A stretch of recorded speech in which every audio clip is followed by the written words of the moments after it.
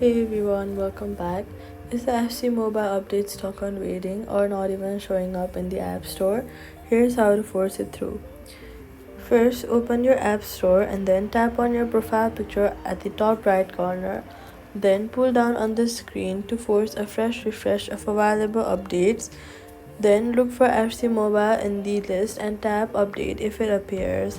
If the update is stuck on waiting, tap and hold the FC Mobile icon on your home screen.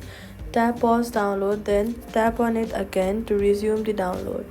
To restart it, if it keeps failing, go to your settings, then go to General, then go to iPhone Storage, and confirm you have several gigabytes of free space, since FC mobile updates are large and fail silently when storage is too low. Free up space by offloading unused apps and retry.